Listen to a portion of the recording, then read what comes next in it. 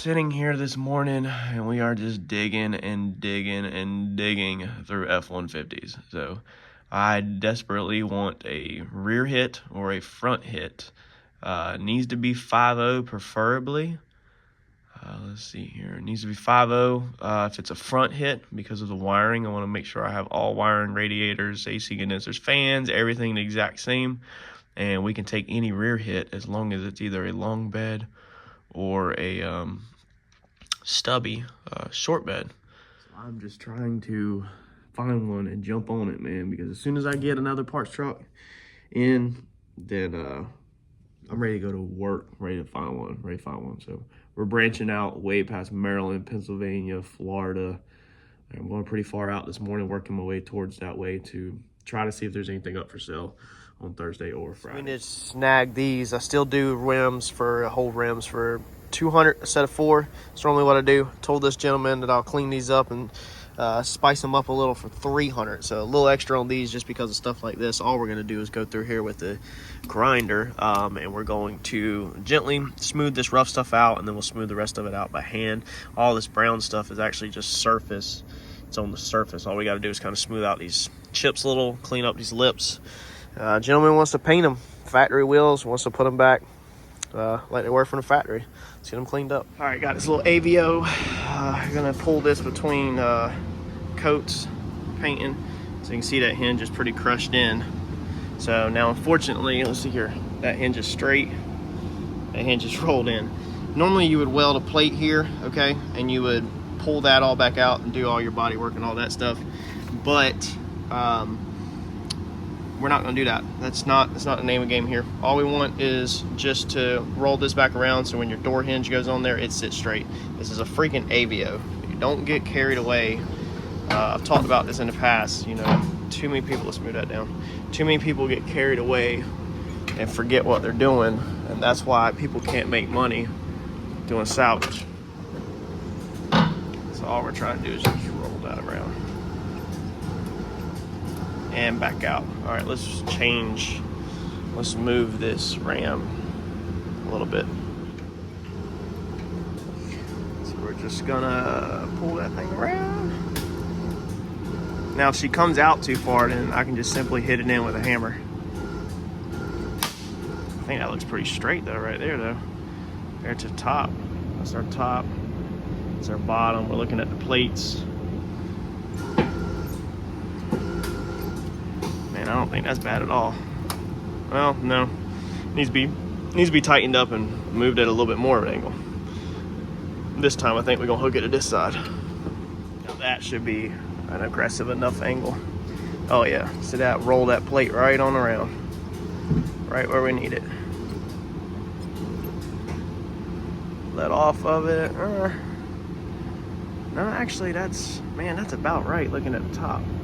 Let's see here, get straight with the top plate and that one. Yeah, we actually might be a touch too far around. We're gonna let that roll. We're gonna let that ride right there. And let Ed test fit that door on there and see what we got. I don't even know if I'm gonna fix this. All this is knocked in down here. Oh man, don't know. Might just paint it. Just let it all ride. Man, this is an AVO, a Chevy AVO. You cannot be wasting your time doing all that. You're not gonna get big bucks. This is like a $2,000 vehicle. Look how these things turned out. Turned out pretty freaking good. Getting them unpeeled this morning. I think this gentleman's gonna be happy. I decided to go ahead and bang them out yesterday. I actually told him I wasn't even gonna start them until next week, and he was cool with that. I always tell my customers a longer time frame than it actually will be, to buy myself time in case there's an issue or in case I'm just busy. Then if you call the customer early, what they expect is you look good. You look better than being late. Never tell your customers what time you'll actually probably be done with it.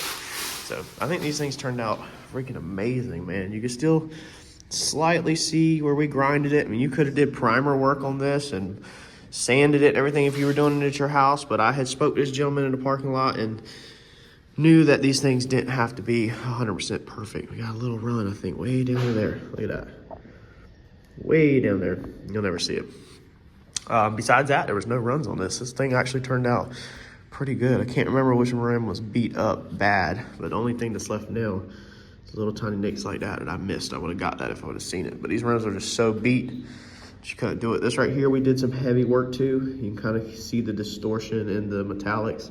And I had told him that everywhere there's work done, it'll probably be distorted some, and he was cool with it, you know, because like I said, the only other thing you could do is literally spray primer over your wheel and then block your primer out. And you can see these are like Dodge Dakota, Dodge Durango wheels or something, and yeah, not exactly worth spraying a bunch of primer over them. So we're gonna get these off the paint stand, finish getting these untaped, call a customer, and this is going to be another race car payment. And I got some exciting news for y'all on race car debt. Y'all know I keep it 100 with y'all coming up here in the next probably week or two. The paint and wheels is an excellent gig for anybody. All of y'all, I have taught y'all how to paint, the basics of it. Y'all can start doing a couple projects yourself, practice on it when you get decent. The wheels, that's a really good gig to be doing in your area. Now, if you try to do it in Wilmington, North Carolina, I'm gonna put you out of business because I'll cut your prices even more. But a lot of y'all are not in Wilmington, North Carolina. So y'all could do this little gig right here. I do 200 a set.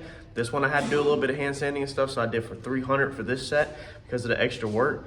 It's not a lot of material. It's really easy. Most of your colors are gonna be black, silver, and charcoal, and most of the time you can just use scrap colors. You don't even have to like actually match colors or anything. So pretty good gig. You might want to think about doing it at your house in your garage. I'm gonna get a couple of these things washed out here this morning for Friday. So the name of the game on this is to get all this stuff washed. There we go, we're out. I already got it coated once though, so we're good. Get this stuff all soaked down and washed on Friday so it can sit all weekend. So you can see how nasty these seats are. These stains and everything like that, y'all know the deal. We pull ours out and wash them. That's a special mix I got that I make up to do these seats so they're not left with a stinky smell. That would be for paid people only. Look at that. It looks like somebody took a crap in it. Let's get these things pressure washed.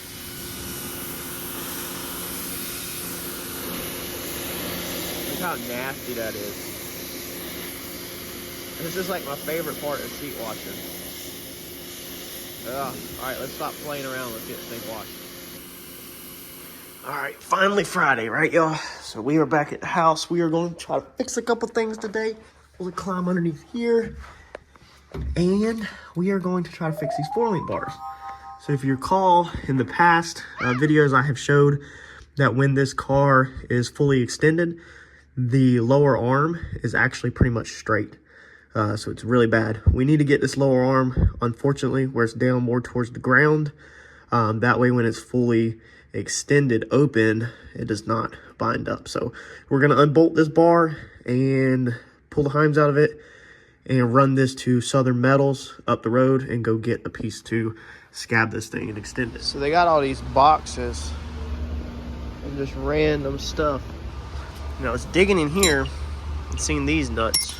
So I think while we're here, these just sell for weight, we're gonna grab these and see about putting some on these bars to help turn it, because right now I don't have anything. So we're gonna have to drill this out, but I don't want to add a bunch of weight. There are larger ones, you know, like these bad boys that like fit over it, but I don't really want to add just ridiculous weight. So I'm thinking this might be just about right at it, where I can drill it out and maybe even grind some of this off to get a little bit of weight off. And since I'm cutting this bar anyway, go ahead and weld half of a nut or something on there just to help turn it with a wrench. Now I just got to find a piece of pipe that I can sleeve over this, because I really don't want to take these ends out. I got this rack back here with some more scrap. And it looks like this is going to be our guy. It's a little loose, but it's better than having to buy a whole stick and having to pay to get a cut. So this is a piece of scrap. It's not that heavy. We just need a little bit. So I think we're going to grab this. So this bar, okay, and them 2 nuts, $3 for that.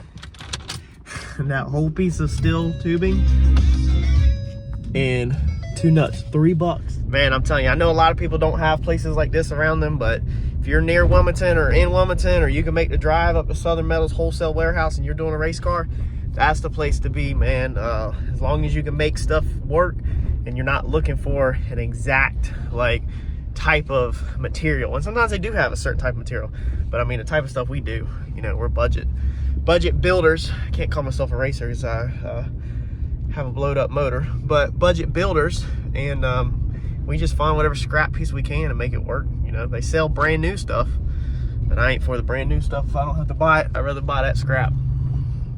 So this is the mistake I made the first time. So we have the suspension hanging freely now.